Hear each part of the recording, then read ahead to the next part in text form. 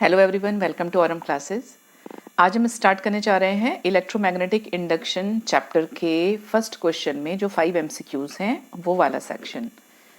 इससे पहले स्टूडेंट्स मैंने जो वीडियो अपलोड किया है वो हमने 3rd क्वेश्चन से लेके 10th क्वेश्चन तक के जो न्यूमेरिकल्स हैं पेज नंबर 286 आपकी टेक्स्ट बुक में, तो वो आप विजिट कर सकते हैं। मैं लिंक डिस्क्रिप्शन बॉक्स में भी डाल दूंगी और कमेंट बॉक्स में भी डाल दूंगी। तो चलिए स्टूडेंट ये स्टार्ट करते हैं। छोटा सा वीडियो है, इसमें 5 क्वेश्चंस हैं, बहुत अच्छे क्वेश्चंस हैं, इजी क्वेश्चंस हैं और स्कोरिंग भी है। ये चैप्टर आपको मालूम ही है कि वेटेज इसका ज़्यादा है। तो चलिए first question is a circular coil of 100 turns with a cross sectional area A of 1 meter square is kept with its plane perpendicular to the magnetic field B of 1 Tesla. What is the magnetic flux linkage with the coil?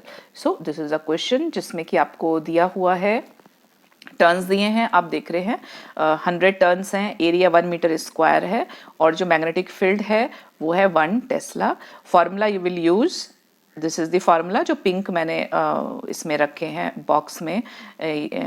तो ये formula, इसमें आप क्या हम करेंगे student कि number of turns भी पूछे आपसे, तो हम नंबर ऑफ टर्न्स के अकॉर्डिंग मैग्नेटिक फ्लक्स कितना बनता है तो उसकी वैल्यू कैलकुलेट करते हैं। तो फॉर्मूले में वैल्यू रखेंगे हम, ये 100 है, ये 1 है, इसका वैल्यू भी 1 है और जो आंसर आएगा वो आएगा 100 weber, means B. Second question is a conductor rod of length L is moving with velocity v in a direction normal to the uniform magnetic field B.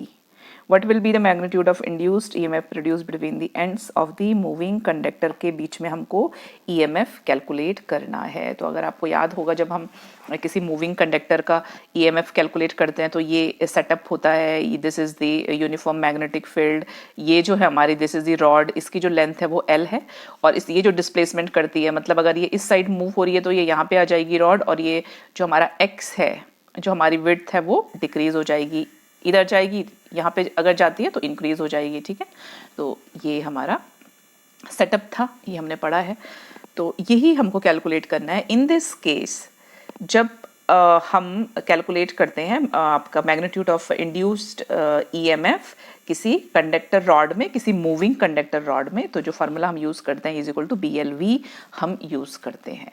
तो BLV यूज़ करने के लिए ये कहाँ से फार्मूला आया है, अगर आप याद करना चाहें तो आपको याद होगा कि जो EMF का जो फार्मूला तो phi/T ही होता है एंड phi इज BA होता है। ठीक है, कितना आपके मैग्नेटिक फील्ड लाइंस कितने एरिया से क्रॉस हो रही हैं और यहाँ पे एरिया का क्या है, यहाँ पे एरिया है लेंथ इनटू विड्थ, तो ये लेंथ इनटू विड्थ LX हम यहाँ पे लिख देते हैं स्टूडेंट्स। X यहाँ पे पुट करते हैं हम, मतलब कितना जो डिस्प्लेसमेंट है वो छोटा सा डिस्प्लेसमेंट है with respect to small time, तो dx/dt हो जाएगा। dx/dt आपको मालूम है डिस्प्लेसमेंट डिवाइडेड बाई टाइम अगर हम लेते हैं दैट इज वेलोसिटी, तो BLV वहां से आता है ये एक्सप्रेशन। ठीक है, सो this is expression. Third question देखेंगे स्टूडेंट, दिस वन,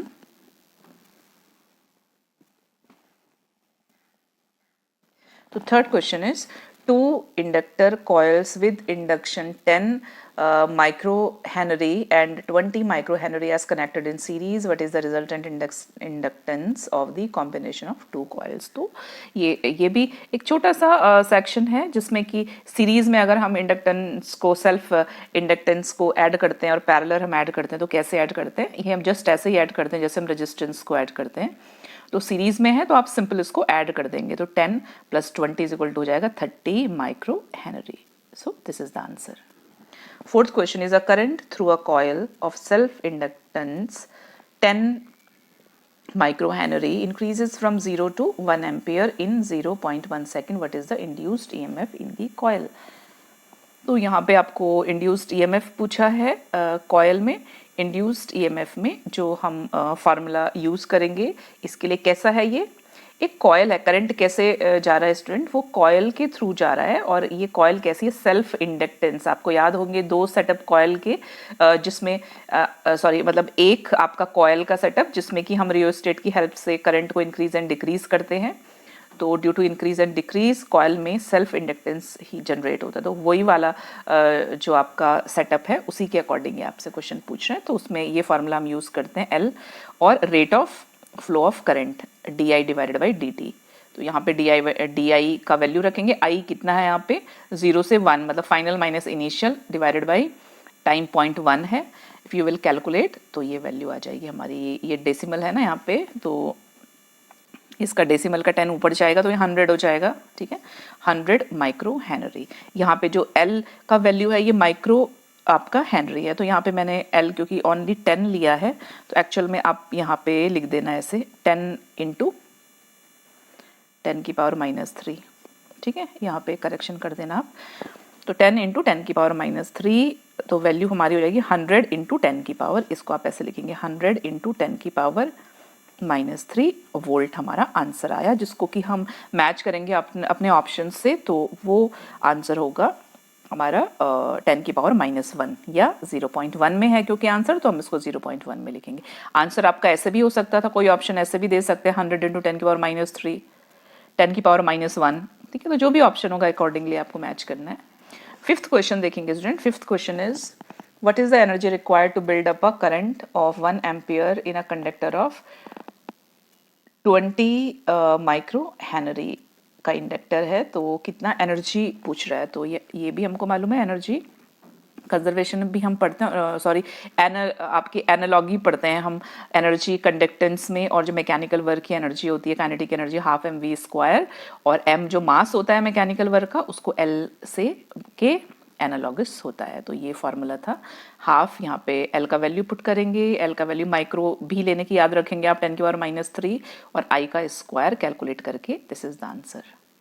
सो आप आंसर इस फॉर्म में भी ऑप्शंस में रह सकता है और 10 माइक्रो जूल के फॉर्म में भी आंसर में रह सकता है, तो कंफ्यूज नहीं होना है आपको, जिस भी फॉर्म में आप कैलकुलेट करके उसको रीचेक कर लेंगे एक बार। तो ये वाला सेक्शन एमसीक्यूज का कंप्लीट होता है स्टूडेंट। इसके आगे जो सेकंड क्वेश्चन है answer in brief, answer in brief में आपके 5 क्वेश्चंस हैं और वो जो थ्योरी वाला पोर्शन कवर करते हैं, तो वो लेके भी जल्दी मैं अपलोड करती हूँ। Thank you so much.